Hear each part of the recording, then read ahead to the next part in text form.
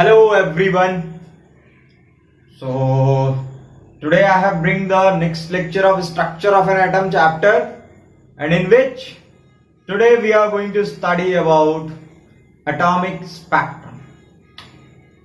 So basically in this lecture we will discuss about continuous spectrum, line spectrum और discrete spectrum, जिसको हम emission spectrum भी कहते हैं.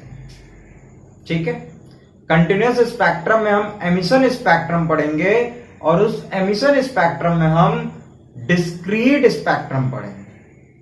Got it? रेडी हैं आप सारे लोग? स्टार्ट किया जाए. ओके.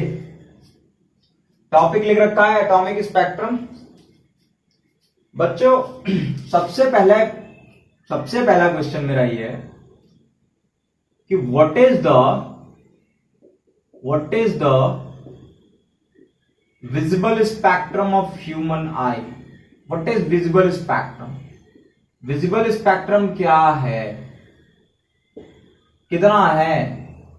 सो विजिबल स्पेक्ट्रम जनरली होता है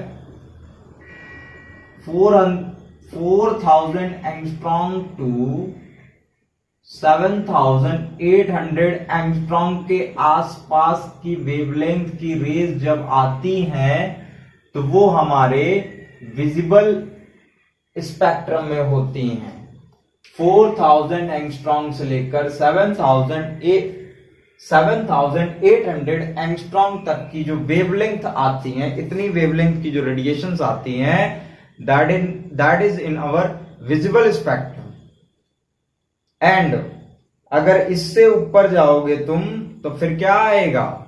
इससे ऊपर जैसे जैसे बढ़ने लगोगे वैसे वैसे इंफ्रारेड आएगा. पहले लो इंफ्रारेड रीजन आएगा, फिर हाई इंफ्रारेड रीजन आएगा, फिर उसके बाद you can say what ultraviolet उसके पहले आ जाता है. तो पहले अल्ट्रावायलेट आता है, फिर आता है तुम्हारा विजिबल, फिर आता है इंफ्रारेड, फिर आता है रेडियो, फिर आता है माइक्रो. ऐसे ऐसे करके रेस आती है. ठीक है. सो ये रहा हमारा विजिबल स्पेक्ट्रम. अब विजिबल स्पेक्ट्रम जो आपने पढ़ रखा है क्लास 10th में, वो कुछ ऐसा पढ़ रखा है कि अगर हमारे पास कोई लाइट का सोर्स है, व्हाइट लाइट जिसमें से आ रही है, व्हाइट लाइट का सोर्स है, इसको आपने एक क्या ले लिया? प्रिज्म ले लिया. प्रिज्म पे जब ये व्हाइट लाइट जाकर टकराई तो टकराने के बाद से क्या होता था? देखा था आप लोगों ने क्या होता था? 7 डिफरेंट कलर्स में ये क्या कर देता था? स्प्लिट कर जाता था. 7 डिफरेंट कलर्स में स्प्लिट कर जाता था. ठीक है.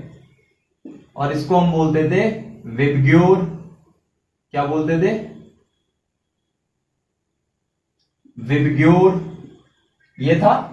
अब बेटा जो विबग्योर होता था, जो 7 कलर्स थे, इसमें वॉयलेट से हम चलेंगे और रेड तक चलेंगे.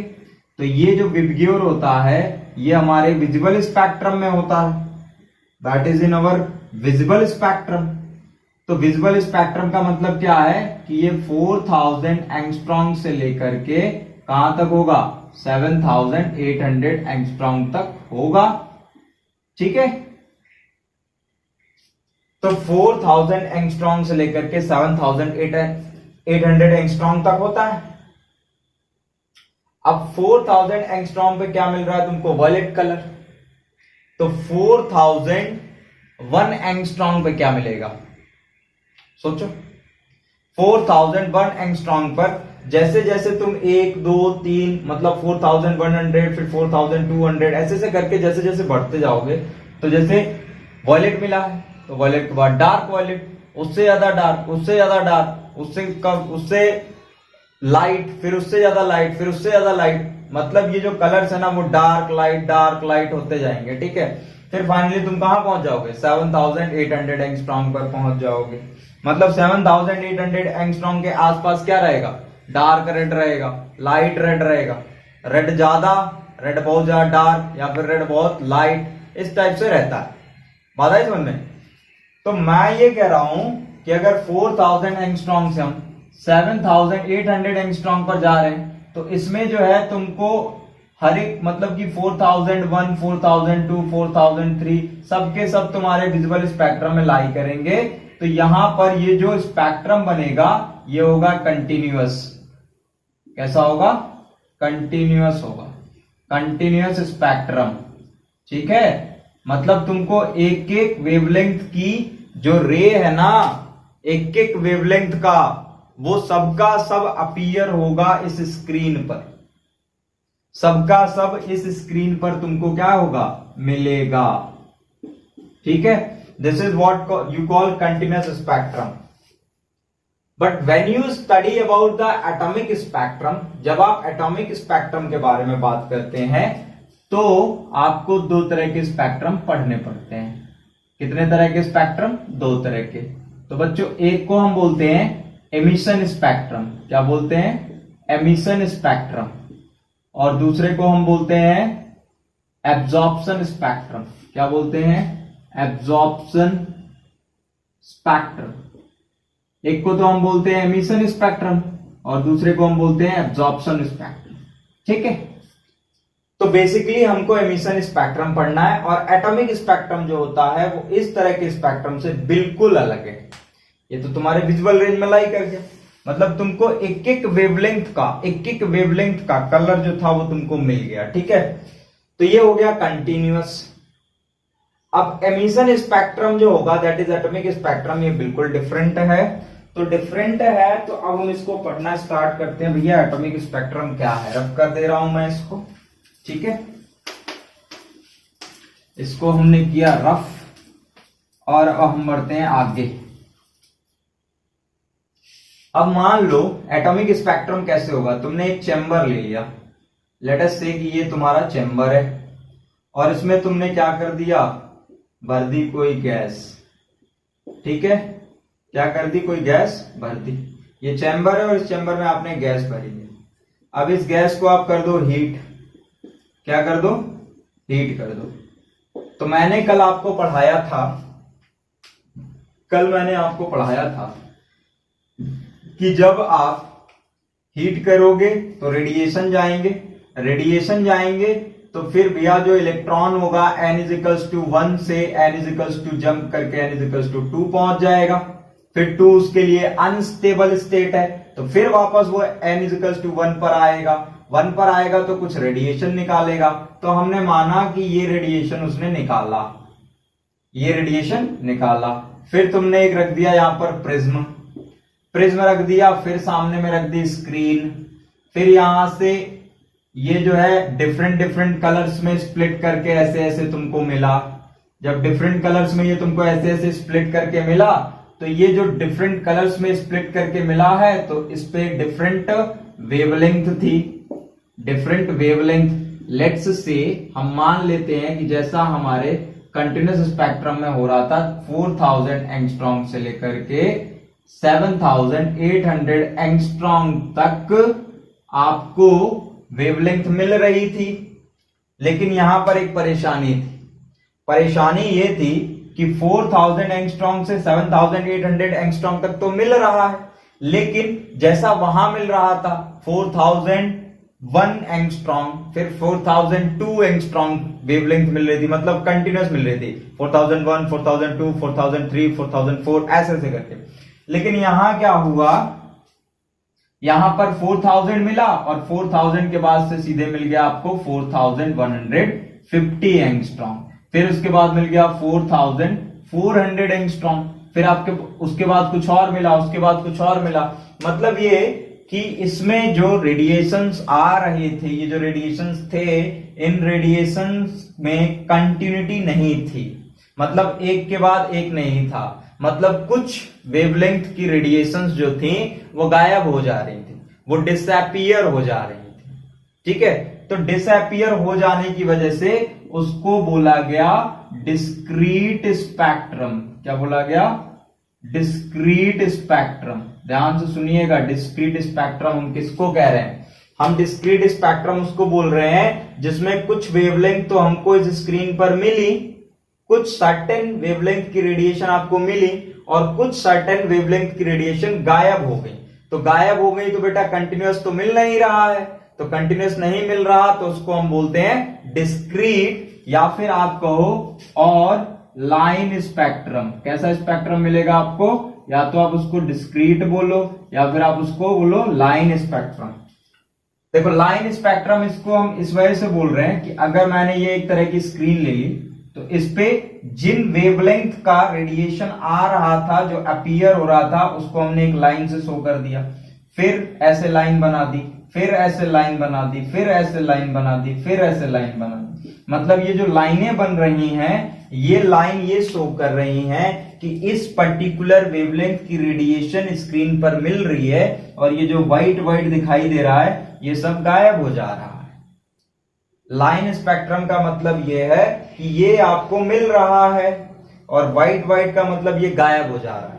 और जब बात कंटिन्यूअस की हो रही थी तो कंटिन्यूअस में क्या हो रहा था कि ऐसे ऐसे ऐसे ऐसे ऐसे ऐसे करके सब मिल रहे थे। लोग ऐसे ऐसे करके आपको सारे मिल रहे थे, ठीक है, लगातार 4001, 4002, 4003, 4004, 4005 एंड सो ऑन, सब मिल रहे थे आपको। That is why it was continuous spectrum. बेटा कंटिन्यूअस स्पेक्ट्रम आप उसको भी बोल सकते हो जिसमें एक कलर दूसरे में मर्ज करता हुआ आपको दिखता हो, एक कलर दूसरे में मर्ज करता हुआ दिखता हो। यहां पर देखो कलर सेपरेट हो जाएंगे, ठीक है, ये दिखा फिर कुछ नहीं दिखा, फिर दिखा, फिर कुछ नहीं दिखा, फिर दिखा। मतलब कि कलर में आप कह सकते हो कि अगर आपको 7 कलर्स मिल रहे हैं तो जनरली जो विबग्योर तुम्हारा बनता था ना, तो विबग्योर में आपको दिखेगा कि कलर मर्ज करते हुए आ रहे हैं। मतलब वॉयलेट के बाद इंडिगो, फिर ब्लू, फिर ग्रीन, फिर येलो, फिर ऑरेंज, फिर रेड। मतलब वो एक दूसरे में क्या कर रहे थे? मर्ज कर जा रहे थे। लेकिन यहां पर मर्जिंग नहीं हो रही है, यहां पर डिफरेंट कलर्स एक दूसरे से अलग दिखाई दे रहे हैं, बिल्कुल अलग। ऐसा नहीं लगेगा कि एक कलर दूसरे में घुसा हुआ है, दूसरा कलर तीसरे में घुसा हुआ है, ऐसा नहीं होगा, बिल्कुल अलग आपको दिखाई देगा। ये डिफरेंट कलर, ये डिफरेंट कलर, ये डिफरेंट कलर।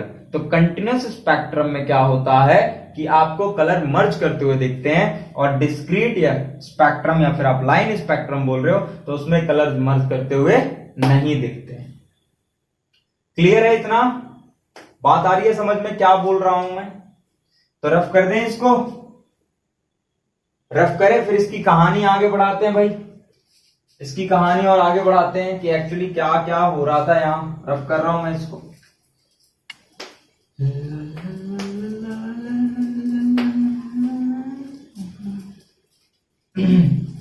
तो ये डिस्क्रीट स्पेक्ट्रम था। डिस्क्रीट स्पेक्ट्रम मुझे लगता है कि आपको समझ आ गया कि डिस्क्रीट किस लिए यूज कर रहे हैं हम, क्योंकि कुछ सर्टेन वेवलेंथ के रेडिएशन गायब हो रहे हैं और कुछ सर्टेन वेवलेंथ के रेडिएशन हमको मिल रहे हैं, इसीलिए उसको हमने कंटिन्यूअस ना बोल करके उसको हमने डिस्क्रीट कहा। जो वेवलेंथ दिख रहे थे उन पे एक डार्क शैडो बना, एक डार्क लाइन बनी, इसीलिए उसको लाइन स्पेक्ट्रम भी बोला गया। ठीक है, अब कल की बात करें तो कल हमने आपको पढ़ाया था कि हमारे पास ये एनर्जी लेवल्स हैं। ठीक है, ये क्या है? एनर्जी लेवल्स है हमारे पास। मैंने कहा था ये K, ये L, ये M, ये N। मैंने कहा था n = 1, n = 2, n = 3 and n = 4। मैंने इसकी एनर्जी भी आपको बताई थी, पहले की -13.6 इलेक्ट्रॉन वोल्ट, दूसरे का -3.8 इलेक्ट्रॉन वोल्ट, तीसरे का -1.5 इलेक्ट्रॉन वोल्ट और चौथे का -0.85 इलेक्ट्रॉन वोल्ट। ये एनर्जी बता दी थी हमने आपको। मैंने कहा था कि अगर आप चेंज इन एनर्जी का भी निकालना चाहें तो change in energy equals to क्या होता है? E2 - E1 होता है। इतना change in energy equals to E2 - E1 मतलब जब कोई इलेक्ट्रॉन यहां से, जब मान लो ये एक एटम है एक चैम्बर के अंदर और आपने इसको हीट कर दिया, जब आप इसको हीट करोगे तो ये इलेक्ट्रॉन N1 वाला यहां पर चला जाएगा। ठीक है, यहां पर जब N2 पर पहुंचेगा तो यहां पर ये अनस्टेबल होगा, अनस्टेबल होगा तो वापस आएगा बेटा। तो जब वो N1 से N2 पर जा रहा है, what I am going to say, कि जब वो N1 से N2 पर जा रहा है तो एक पर्टिकुलर फोटोन की एनर्जी को उसने एक्सेप्ट किया है और उसके बाद पहुंचा है। तो फिर जब वो N2 से N1 पर वापस आएगा तो वापस आने पर उस फोटोन की एनर्जी को वो वापस क्या करेगा, रिलीज करेगा ना, उस फोटोन की एनर्जी को वो वापस रिलीज करेगा, मतलब जितना उसने लिया था hν लिया था और उतना ही फिर वो वापस दे देगा। तो ये किस फॉर्म में निकलेगा, रेडिएशन के फॉर्म में निकलेगा, और यही हमको क्या दिखाएगा, स्पेक्ट्रम शो करेगा। जब हम इसको स्क्रीन पे लेंगे तो हम देखेंगे कुछ सर्टेन वेवलेंथ मिले, कुछ सर्टेन वेवलेंथ नहीं मिले। ठीक है, अगर मैं कहूं कि N1 से N3 पहुंच गया तो बच्चों फिर वो N3 से दोबारा N1 आएगा, और N1 पे आएगा तो जिस फोटोन की एनर्जी उसने जितनी ली थी उतनी एनर्जी वापस छोड़ करके और वो अपने पर्टिकुलर ग्राउंड स्टेट में पहुंच जाएगा। ठीक है, अपने ग्राउंड स्टेट में क्या हो जाएगा, पहुंच जाएगा। अगर मैं कह रहा हूं कि मैंने कहा कि वो N2 से EN2 से वो कहां पर आ रहा है, EN1 पर आ रहा है, EN2 से कहां आ रहा है, EN1 पर आ रहा है, मतलब यहां से कहां जा रहा है, यहां पर आ रहा है। ठीक है, तो मैंने आपको बताया था टोटल एनर्जी का फॉर्मूला, एनर्जी का भी फॉर्मूला मैंने आपको बताया था, साइड में लिखता हूं मैं, E इज इक्वल्स टू मैंने बोला था hν। ठीक है, इसकी जगह पे हम क्या लिख सकते हैं, c upon lambda, so E is equals to hc upon lambda. Can we write, E की जगह पे क्या लिख सकते हैं, hc upon lambda, so can we write here hc upon lambda, तो हम यहां लिख लेंगे hc अपॉन लैम्डा। ठीक है, एंड EN2 माइनस EN1, अब बेटा EN2 मतलब सेकेंड सेल की एनर्जी कितनी होती है, तो मैंने आपको बताया था टोटल एनर्जी निकालने का तरीका, याद है आपको, मैंने फॉर्मूला बताया था टोटल एनर्जी का, that was equals to what, -13.6 into Z square upon N square, किसमें, इलेक्ट्रॉन वोल्ट में। ठीक है, इतना बताया था मैंने। अब मैंने मान लिया कि ये कौन है, ये हाइड्रोजन का एटम है। कौन है ये, हाइड्रोजन एटम है।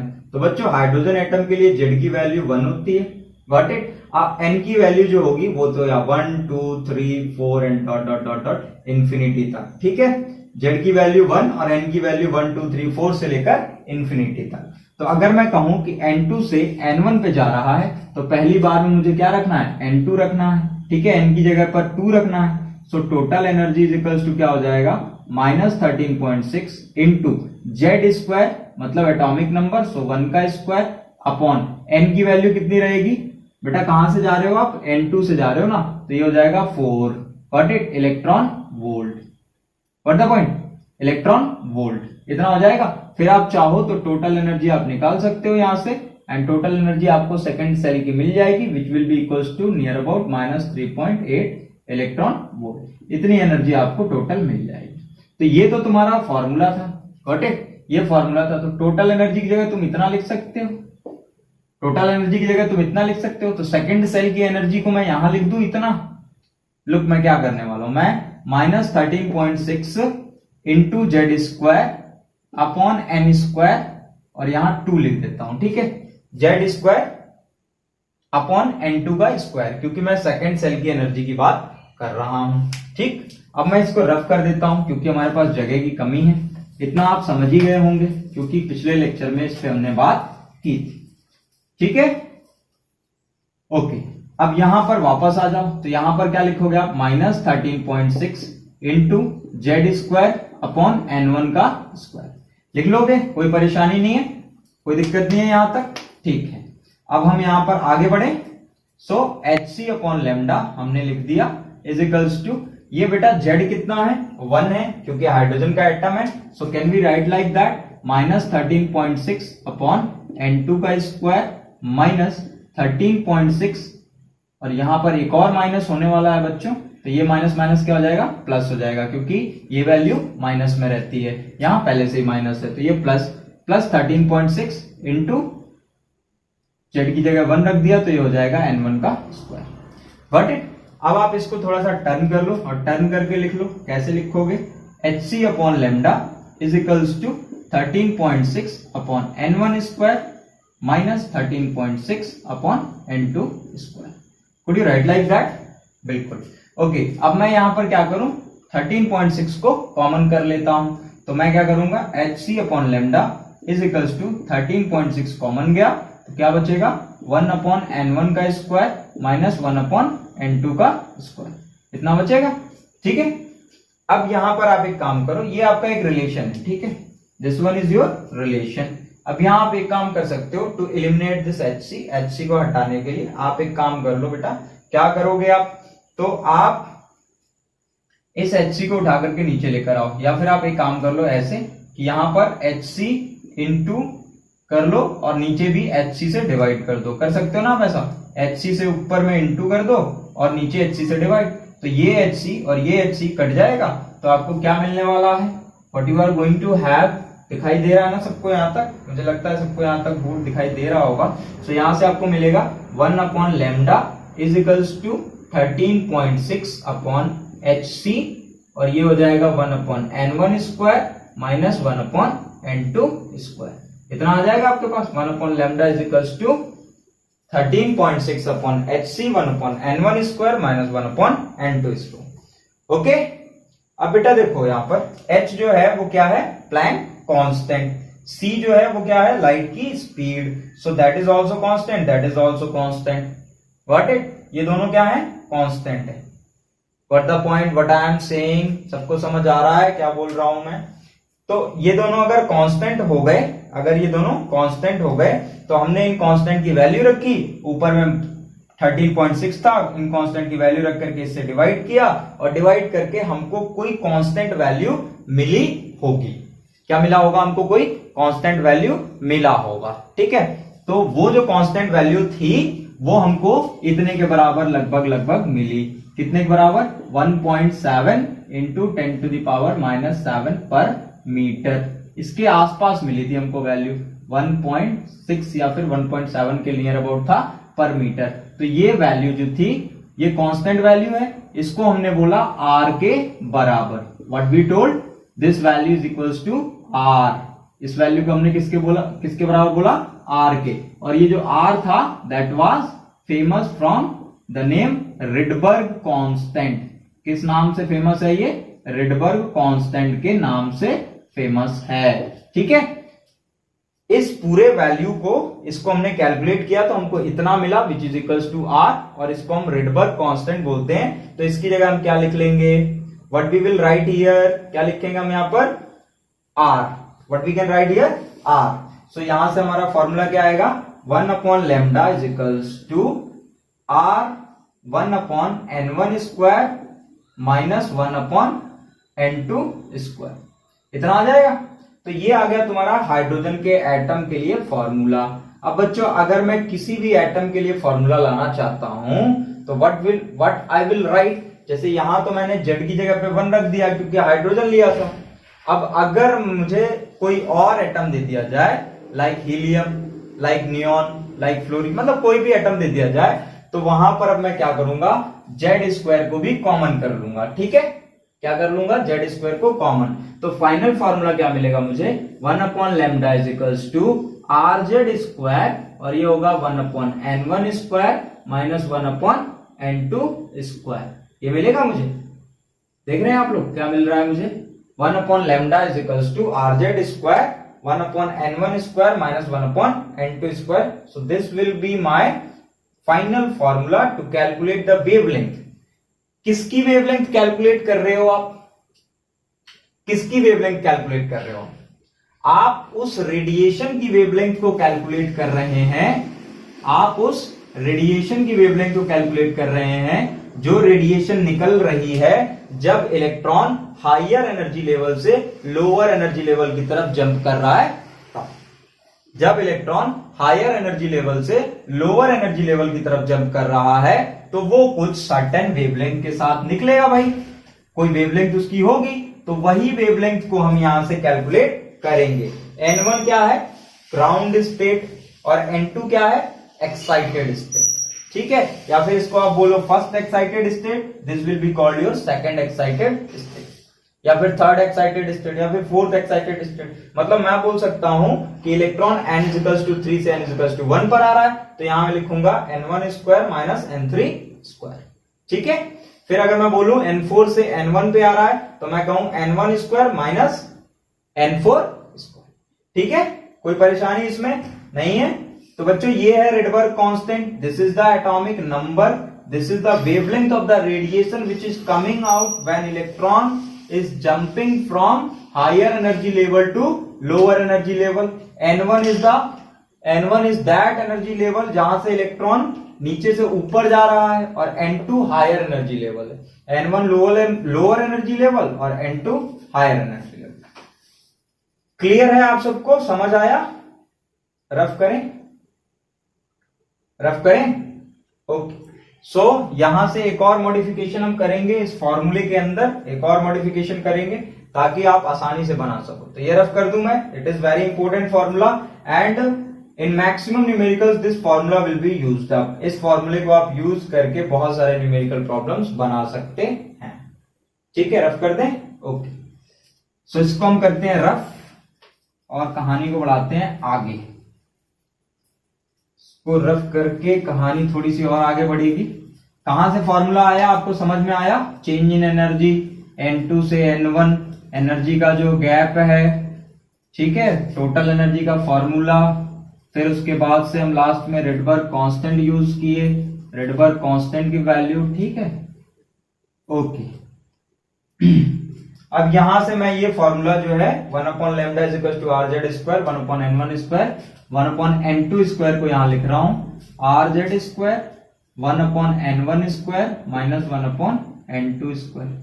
अब यहां से मान लो तुमको लेमडा अगर पता करना है तो how you will find out lambda, कैसे आप लेमडा पता करोगे? तो पहले आप कर लो सारी कैलकुलेशन, मतलब यहां से N1 की वैल्यू रखो, N2 की वैल्यू रखो एंड सो ऑन, सारी कैलकुलेशन कर लो. मान लो कि मैंने क्या कर दिया, मुझसे कहा गया कि find wavelength, find lambda of H atom, hydrogen atom का लेमडा पता करो. When electron jumps from N2 to N1, N2 to N1, N2 से N1 की तरफ इलेक्ट्रॉन जंप किया है और तुमसे कहा लेमडा पता करो. तो हमने क्या किया, 1/λ is equals to R. Hydrogen atom के लिए तो ये 1 हो जाएगा और यहां पर मैं लिख दूंगा 1/1 का स्क्वायर माइनस 1/2 का स्क्वायर लिख देंगे. सो 1/λ इज इक्वल्स टू R और ये हो जाएगा बच्चों 1 माइनस 1/4. तो ये हो जाएगा 4 बन जा 4 माइनस 1 3/4. तो ये हो जाएगा 1/λ is equals to R into 3/4. तो अब इसको आप टर्न कर लो, इसको आप घुमा लो, तो क्या होगा, lambda is equals to 4/3R. Got it? तो 4/3R को आप ऐसे लिख सकते हो, 4/3 इंटू 1/R. सो यहां से आप एक वैल्यू रट लो and that value is what, actually that value is 1/R की जो वैल्यू होती है, 1/R की जो वैल्यू होती है उसको आप याद कर लो, 910 into 10 to the power minus 10 metre. ऐसे याद कर. 1/R इज इक्वल टू कितना होता है, 910 into 10 to the power minus 10 metre.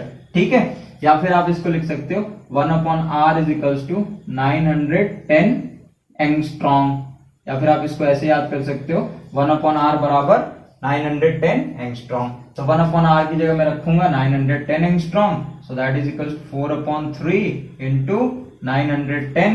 तो बेटा 910 एंगस्ट्रॉम बहुत छोटी वैल्यू है ना, तो इसको हम 911 या 912 लिख सकते हैं अपने सहूलियत के अनुसार. तो हमने लिख लिया 912. अब 3 से तुम क्या करो, 912 को कैंसिल आउट कर दो. सो दैट विल बी 3 3 9 एंड 3 0 4 12. तो ये 304 इंटू 4. तो लेमडा कितना आएगा तुम्हारा, लेमडा आ जाएगा 304 into 4. So that is 304 into 4 आ जाएगा तुम्हारा 4 4 जा 16, 1 4 3 जा 12 एंगस्ट्रॉम. इतना आ गया तुम्हारा लेमडा, दिस मच लेमडा. मतलब कि जब आप N2 से N1 की तरफ इलेक्ट्रॉन कूदा तो उसने जो रेडिएशन निकाली, उस रेडिएशन के लेमडा की वैल्यू कितनी थी, 1216 एंगस्ट्रॉम. वहां से तुमने क्या कैलकुलेट कर लिया, वेवलेंथ कैलकुलेट कर ली उस पर्टिकुलर रेडिएशन की. अगर आप वेवलेंथ कैलकुलेट कर लोगे बच्चों तो आप उस पर्टिकुलर रेडिएशन की फ्रीक्वेंसी भी कैलकुलेट कर सकते हैं. There is no problem at all. जैसा कि मैंने आपको फॉर्मूला बताया था, याद है आप लोगों को, मैंने फॉर्मूला बताया था कि E इज इक्वल्स टू क्या होता है, HC अपॉन लेमडा. तो अगर आपने लेमडा कैलकुलेट कर लिया है, गॉट इट। अगर आपने लेमडा कैलकुलेट कर लिया तो आप फ्रीक्वेंसी निकाल सकते हो आसानी से। जैसे आप लिख सकते हो E is equals to H V, यहीं से कर लो तो ये क्या हो जाएगा E बटे एच इजिकल्स टू बी। तो एनर्जी यहां से तुमको पता ही चल जाएगी, एनर्जी कितनी है वो तो पता चल गई ना तुम्हें। First shell, second shell, third shell सबकी एनर्जी निकाल सकते हो। -13.6 into Z square upon N square electron volts. तो वहां से एनर्जी निकाल लो और प्लैंक का कांस्टेंट का वैल्यू सबको याद रहना चाहिए और वहां से तुमको फ्रीक्वेंसी पता चल जाएगी कि उस पर्टिकुलर रेडिएशन की फ्रीक्वेंसी कितनी है। तो याद क्या करना है, याद ये रखना है कि 1 upon lambda is equal to R Z square 1 upon n1 square minus 1 upon n2 square. अगर आपको r की वैल्यू याद रहती है तो वेल एंड गुड, अगर नहीं याद रहती तो कोई दिक्कत नहीं, आप क्वेश्चन को सॉल्व करो, लास्ट में जाकर टर्म को पलट देना, 1 अपॉन लेमडा की जगह लेमडा लिखना और ये जो r है इसको 1 अपॉन r कर देना। 1 upon r is equal to 910 into 10 to the power minus 10 metre और 910 एंगस्ट्रॉम और उसके बाद आप वैल्यू रखना और लेमडा की वैल्यू पता कर लेना, ठीक है। अगर मैं कहूं कि आप n3 से n1 कूद रहे हो तो क्या लेमडा की वैल्यू सेम आएगी, तो बिल्कुल सेम नहीं आएगी। क्यों? क्योंकि एक बात याद रखें कि जब हम n3 से n1 पे जाएंगे तो जो एनर्जी का गैप होगा वो ज्यादा होगा और n2 से n1 में जाएंगे तो जो एनर्जी का गैप होगा वो कम होगा, जैसा कि मैंने आपको लास्ट लेक्चर में बताया। एनर्जी का गैप n2 से n1 में कम रहता है और n3 से n1 में ज्यादा रहता है, तो डेफिनेटली यहां पर लेमडा की वैल्यू चेंज हो जाएगी, ठीक है। सो लेमडा की वैल्यू हर बार चेंज होगी जब जब ट्रांजिशन होगा, जब जब ट्रांजिशन होगा मतलब जब जब इलेक्ट्रॉन कूदेगा, n4 से n3 आया या फिर n4 से n2 गया या फिर n4 से n1 गया, तो in every transition the wavelength will be different, different wavelength होगा। बट माइंड इट की वेवलेंथ जो निकलेगी, जो पर्टिकुलर एंगस्ट्रॉम्स की वेवलेंथ निकलेंगी वो कंटिन्यूअस नहीं होंगी बच्चों, वो डिस्क्रीट होंगी। सबसे पहले हम क्या करते हैं कि कुछ लाइंस बनाते हैं और उन लाइंस की मदद से आपको दिखाएंगे कि क्या हो रहा है और क्या नहीं। तो मैंने कुछ लाइंस बना ली, लाइक पहली लाइन ये, दूसरी लाइन ये, तीसरी लाइन ये, चौथी ये, वेट अ मिनट,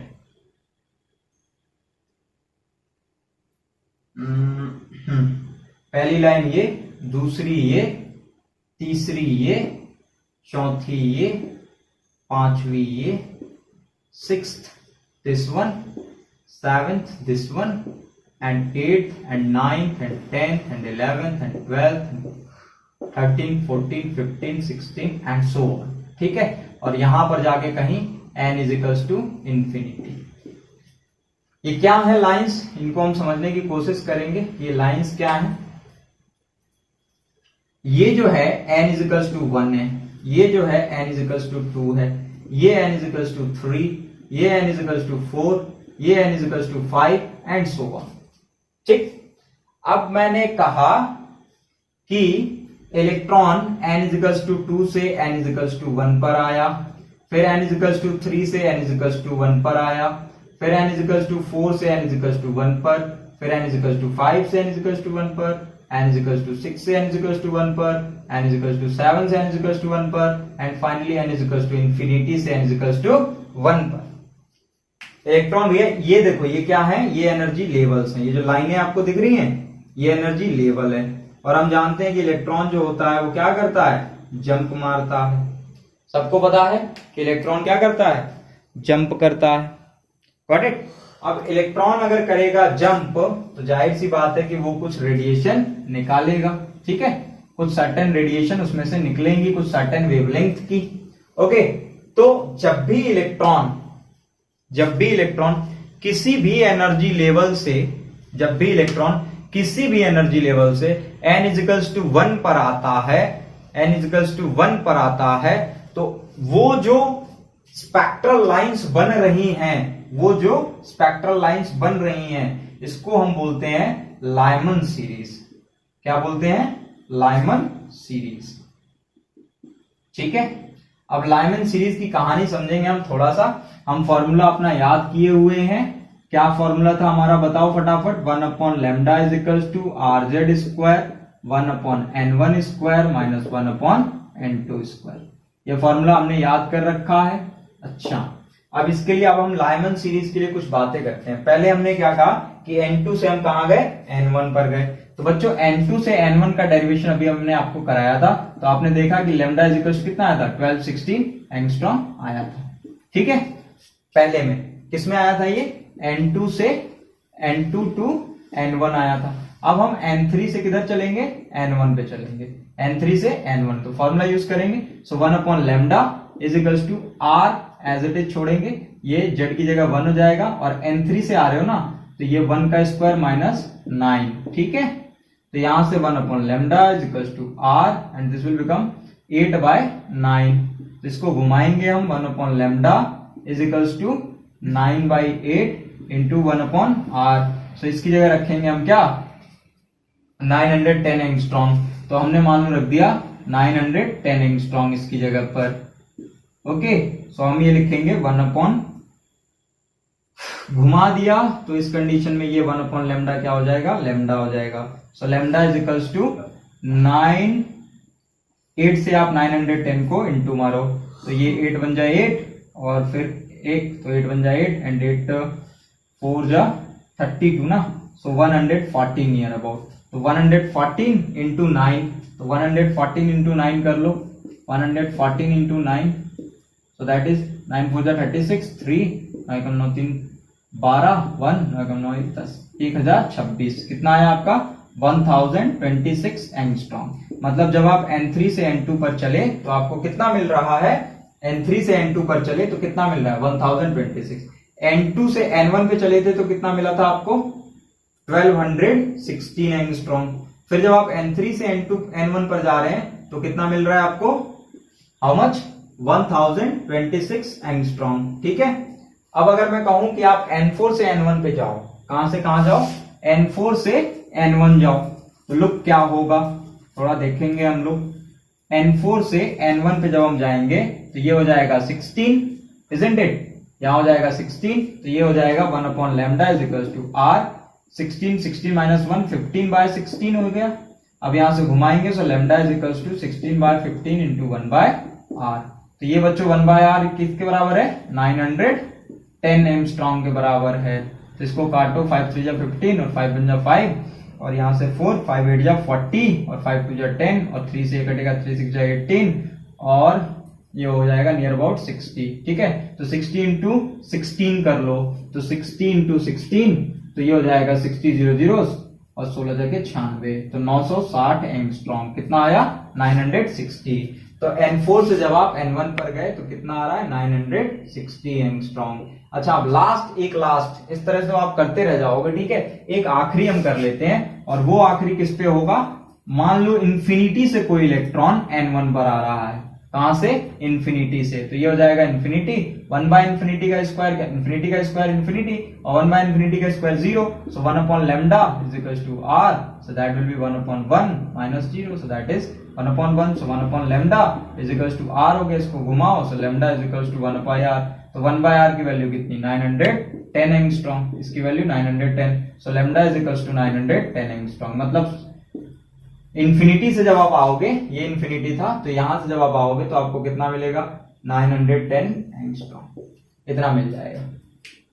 अब यहां एक खास बात है, खास बात क्या है कि आपको एक फॉर्मूला हमने पढ़ाया था, शायद आपको याद हो, कि E इज इक्वल्स टू hc/लैम्डा होता है। यहां से आप क्या कह सकते हो कि energy is inversely proportional to the wavelength. मतलब जितना ज्यादा एनर्जी होगा, जैसे ये एनर्जी जो है that is actually change in energy, ये चेंज इन एनर्जी है। ठीक है, so that is actually change in energy. तो चेंज इन एनर्जी जो होगी वो लैम्डा के इनवर्सली प्रोपोर्शनल है। मतलब लैम्डा जितना बड़ा होगा एनर्जी उतनी छोटी होगी। अब यहां देखो, सबसे बड़ा एन लैम्डा किसका है, n इज इक्वल्स टू 2 से n इज इक्वल्स टू 1 पर। मतलब लैम्डा जिसका सबसे ज्यादा बड़ा है, लुक, लैम्डा जिसका सबसे ज्यादा बड़ा है उसमें एनर्जी का ट्रांजिशन जो होगा सबसे कम होगा, एनर्जी का ट्रांजिशन सबसे कम होगा। जैसे यहां पर देखो, ये n is equals to infinity से यहां तक आया है, या फिर n इज इक्वल्स टू 5 से यहां तक आया है, तो n इज इक्वल्स टू 1 से n इज इक्वल्स टू 5 से n इज इक्वल्स टू 1 पर आएगा। तो बच्चों आपको याद है, अगर मैं कहूं कि n इज इक्वल्स टू 4 पे कितनी एनर्जी है, तो n इज इक्वल्स टू 4 पर कितनी एनर्जी है भैया, ये है माइनस 0.85 इलेक्ट्रॉन वोल्ट, और n इज इक्वल्स टू 1 पर कितनी है, 1 पर कितनी है, -13.6 इलेक्ट्रॉन वोल्ट, समझे। तो अब इसमें एनर्जी का गैप कितना है, लगभग कितना है, 13 का गैप है ना, लगभग 13 का गैप है इसमें, 13 इलेक्ट्रॉन वोल्ट का। n=4 से n=1 पे कितना एनर्जी का गैप है, +13 इलेक्ट्रॉन वोल्ट का। और n=2 से n=1 तक का कितना गैप होता है आपको पता है, n=2 से n=1 का gap, that is near about energy +10.2 electron volt. कितना होता है, +10.2 इलेक्ट्रॉन वोल्ट। तो देखो जितना ज्यादा ट्रांजिशन होगा, n4 से n1 पर आया है तो ज्यादा एनर्जी, तो देखो n4 से n1 का वेवलेंथ जो है वो कितना है, n4 से n1 का वेवलेंथ आया था 960 एंगस्ट्रॉम।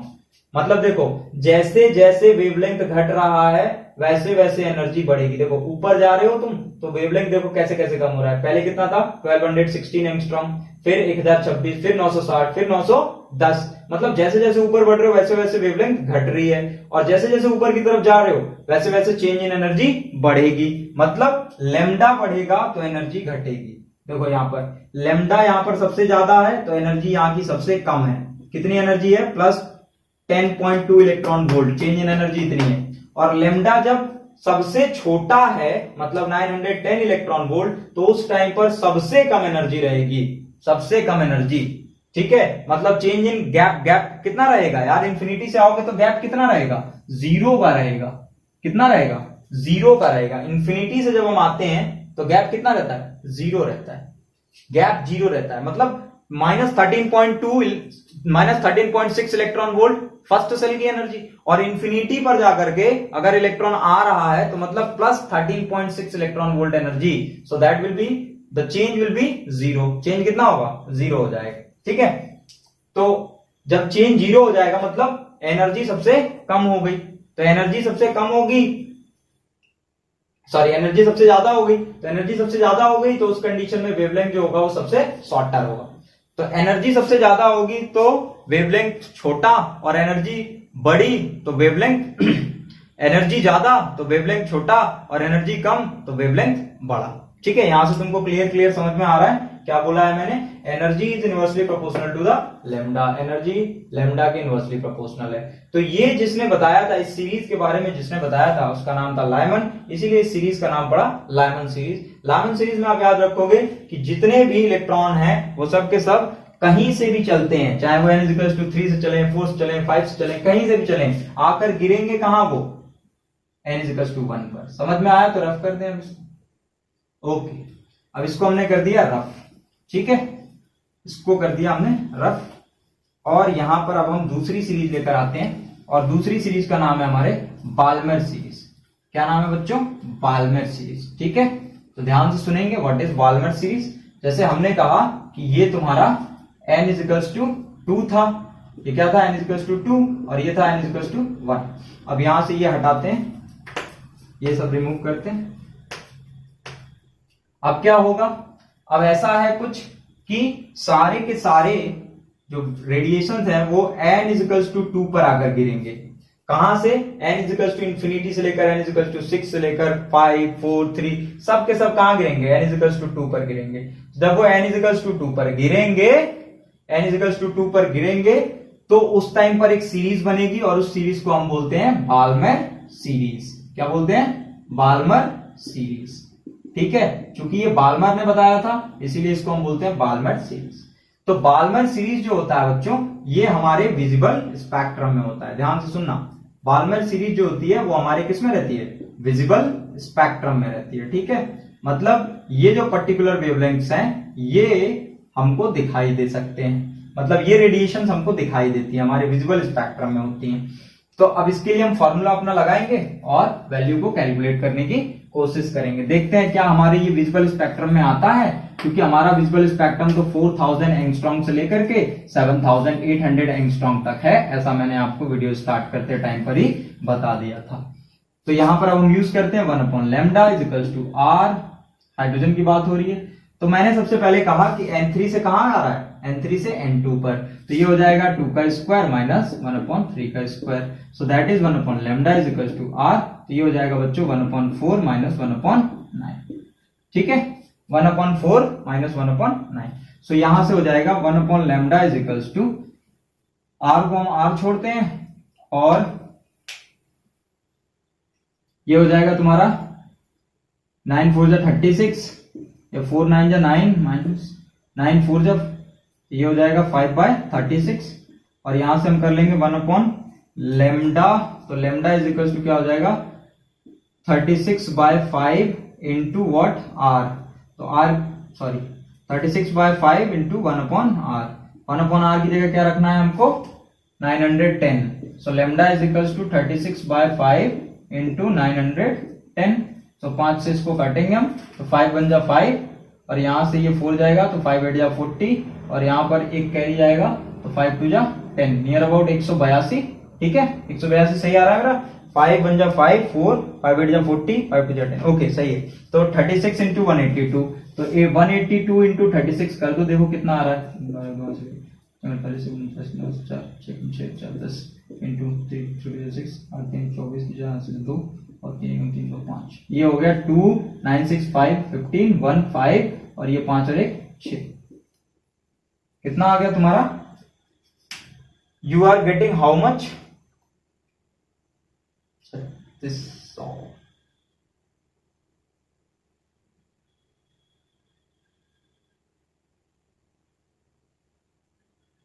ओके ऑल क्लियर, सही है। 4 9 4 9 36 9 1 9 और 9 चौक 36 4 1 4 9 4 के 5 5 36, तो इसको घुमाए 36/5, ये हो जाएगा 910। So that is equals to 6000। Okay so यहां पर तुम्हारा कितना आया 6552 एंगस्ट्रॉम। N3 से तुम N2 में गए तो कितना आया तुम्हारा वेवलेंथ 6552 एंगस्ट्रॉम, इतना आया। ठीक है अब हम एक बार N4 से N2 चेक करते हैं। किससे? N4 से N2। तो आ जाओ 1/r is equals to 1/λ is equals to r, ये हो जाएगा कहां से कहां जा रहे हो 4 से 2 जा रहे हो तो 1/2 का स्क्वायर माइनस 1/4 का square. So that can be written as r and ये हो जाएगा तुम्हारा 1/4 माइनस 1/16, 4 4 जा 16, 16 और 4 का 16, 4 4 जा 16, 4 minus 1 that is equals to 3/16। so you can write like that, लिख सकते हो। कैसे लिखेंगे रुको यहां करते हैं, नीचे दिखाई नहीं देता है यार, यहां करते हैं हम। कैसे करेंगे ध्यान से देखना है सबको, वीडियो कंटिन्यू है ना। ध्यान से देखेंगे हम लोग। 1/λ इज इक्वल्स टू क्या हो जाएगा ये r into 3/16। So it can be written like lambda is equals to r into 16/3। so 1/r 16/3। ठीक है तो 1/r की value 910। so lambda is equals to 16/3 into 910 को 912 लिख दिया। so 3 3 जा 9 और 304, 16 into 304। so lambda is equals to 64 into 304। ठीक है कर लेते हैं एक बार, 304 into 16, 64 बोल रहा हूँ 16। ठीक है 16 into तो 16 चौक 64 की 4 हासिल 6 16 3 48, 4864 एंगस्ट्रॉम आ रहा है बच्चों। कितना आ रहा है 4000। जब N4 से N2 पर जा रहे हो तो 4864 एंगस्ट्रॉम आ रहा है। एक चीज यहां आप नोटिस कर लो, क्या कि जैसे जैसे आप ऊपर बढ़ रहे हो वैसे वैसे वेवलेंथ घट रहा है। देख लीजिए यहां भी वेवलेंथ कम हो रहा है। अब देखो जब तुम और ऊपर जाओगे तो और वेवलेंथ कम होगा। हमने कहा कि 4000 एंगस्ट्रॉम से लेकर के और 800 एंगस्ट्रॉम तक ये हमारे विजुअल स्पेक्ट्रम में है। किसमें? हमारे विजुअल स्पेक्ट्रम। तो यहां देखो ये किसमें आ रहा है? हमारे विजुअल स्पेक्ट्रम में आ रहा है ना। तो ये जो बाल्मर सीरीज है ये हमारे विजुअल स्पेक्ट्रम में होती। तो बच्चों सबसे पहले बाल्मर सीरीज ही आई थी। लाइमन सीरीज में कौन से रेडिएशन लाई करते हैं? Ultra violet. और बाल्मर में कौन से लाई करते हैं? विजिबल। ठीक है लाइमन में अल्ट्रा वायलेट, फिर बाल्मर में विजिबल, उसके बाद आता है पास्चन। तो पास्चन में आपको ऐसे ही समझा दे रहा हूं, कि पास्चन में क्या होगा कि इलेक्ट्रॉन जो है वो N5 N6 N7 या फिर N इंफिनिटी से कहां आएगा? N = 3 पर आएगा। कहां पर आएगा? N = 3 पर, and that series will be called as past tense series, क्योंकि उस सीरीज के बारे में पास्ट टेंस ने बताया था, इसीलिए उसको हम पास्ट टेंस सीरीज बोलेंगे। फिर उसके बाद n इज इक्वल्स टू 4 वाली बात आएगी, तो n इज इक्वल्स टू 4 पे कहां से आएगा, n इज इक्वल्स टू 6 7 यहां से आएगा, ठीक है। तो n इज इक्वल्स टू 4 पे पहले यहां से n इज इक्वल्स टू 5 से आएगा, फिर n इज इक्वल्स टू 6 से आएगा, फिर n इज इक्वल्स टू 7 से, फिर n इज इक्वल्स टू 8 से, फिर n इज इक्वल्स टू 9 से। तो n इज इक्वल्स टू 4 पर जितने आएंगे उनको हम बोलते हैं, लाइमन हो गया, बाल्मर हो गया, पास्टन हो गया, ब्रैकेट सीरीज। क्या बोलते हैं, ब्रैकेट सीरीज, ठीक है। फिर उसके बाद से आता है हमारा n इज इक्वल्स टू 5, तो n इज इक्वल्स टू 5 पर कौन आएगा, फुंड सीरीज। कौन सी, फुंड सीरीज, ठीक है, फुंड सीरीज। उसमें कहां से कहां पर आएंगे, n इज इक्वल्स टू 5 पर आएंगे, कहां से, अब उसके ऊपर जितने हैं वहां से, ठीक है। जैसे n इज इक्वल्स टू 6 हुआ, 7 हुआ, 8 हुआ, 9 हुआ, ऐसे ऐसे करके ये सब आएंगे, तो इसको हम बोलते हैं फुंड सीरीज। क्या बोलते हैं, फुंड। n इज इक्वल्स टू 5 पे आएगा, कहां से, n इज इक्वल्स टू 6 से, n इज इक्वल्स टू 7 से, इधर से आएंगे, तो इसको बोलते हैं, क्योंकि इसको फुंड ने बताया था इसीलिए इसको फुंड सीरीज बोलते हैं। p आगे रहता है, साइलेंट रहता है, p फुंड सीरीज, ठीक है। फिर उसके बाद से एक और आता है जिसको हम बोलते हैं हम्फ्री सीरीज। क्या, हम्फ्री सीरीज, हम्फ्री सीरीज। तो हम्फ्री सीरीज कहां से कहां पर आता है, n इज इक्वल्स टू कहां पर आएगा, 6 पर आएगा, कहां से, 7 8 9 10 11 12 ऐसे ऐसे करके, ठीक है। So that will be called as Humphreys series. So अब आपको आई बात समझ में, क्या आपको जानना है भैया, क्या यहां से क्या कंक्लूजन आपका निकला। कंक्लूजन ये निकला कि कुछ रेडिएशन गायब हो रहे थे, कुछ सर्टेन वेवलेंथ गायब हो रही थी। देखो, कुछ सर्टेन वेवलेंथ गायब हो रही है। 6552 के बाद तुमको 6553 मिल रहा है, या फिर चलो घट रहा है तो 6551 मिल रहा है, नहीं। 6551 मिल रहा है, नहीं। क्या मिल रहा है, सीधा 4864 एंगस्ट्रॉम मिल रहा है, मतलब बीच वाले कहां चले गए, गायब हो गए। So that what is called discrete spectrum, उसी को हमने क्या बोला, डिस्क्रीट स्पेक्ट्रम बोला, ठीक है। अब तुमसे कई बार पूछ देगा कि मान लो बाल्मर सीरीज में, बाल्मर सीरीज की बात करते हैं, बाल्मर सीरीज में सबसे बड़ी वेवलेंथ, लार्जेस्ट वेवलेंथ किस सेल से लेकर के किस सेल के बीच में निकाली जाती है, सबसे बड़ी वेवलेंथ। तो आप देखना कि एनर्जी का गैप सबसे ज्यादा किसमें है, जहां पर एनर्जी का गैप सबसे ज्यादा होगा वो शॉर्टेस्ट वेवलेंथ होगी, और जहां पर एनर्जी का गैप सबसे कम होगा वो लार्जेस्ट वेवलेंथ होगी। तो अगर आपसे पूछता है कि बाल्मर सीरीज में बताओ भैया, तो आप कहोगे कि जब वो n3 से n2 पर आएगा तब, क्या बोलोगे आप, n3 से n2 पर आएगा तब आपको सबसे लार्जेस्ट वेवलेंथ मिलेगी, ठीक है, क्योंकि वहां पर एनर्जी का गैप सबसे कम होगा। मैंने आपको समझाया। फिर आपसे किस तरह का क्वेश्चन पूछ सकता है, आपसे पूछेगा कि बताओ लाइमन सीरीज जो है उसमें कौन से रेडिएशन लाई करते हैं, तो आप बोलोगे अल्ट्रावायलेट। फिर आपसे कहेगा कि बताओ बाल्मर में, आप बोलोगे विजुअल। फिर आपको कहेगा पास्टन में, तो आप कहना लो इंफ्रारेड, वो लो इंफ्रारेड रीजन है, कौन, पास्टन। पास्टन ब्रैकेट, ये दोनों के दोनों लो इंफ्रारेड रीजन है, और फुंड और हम्फ्रे हाई इंफ्रारेड रीजन है। फुंड और हम्फ्रे हाई इंफ्रारेड रीजन, और पास्टन और ब्रैकेट लो इंफ्रारेड रीजन। उसके बाद बाल्मर तुम्हारा विजिबल स्पेक्ट्रम, विजिबल रीजन है, और उसके बाद लाइमन तुम्हारा अल्ट्रावायलेट, ठीक है, ठीक है। So this is all about the atomic spectrum. ये बेटा एटॉमिक स्पेक्ट्रम है। अगर आपको समझ आए तो प्लीज कमेंट बॉक्स में अपना प्यार जरूर दिखाइएगा, और इसके बाद अगला वीडियो जो है आपको कल मिलेगा, ठीक है। मुझे लगता है सबको समझ आएगा। और प्लीज ये जो फॉर्मूला है हमारा 1/λ is equals to RZ square 1/n1 square minus 1/n2 square, इसके बेसिस पर आप सारे लोग न्यूमेरिकल्स प्रैक्टिस करेंगे।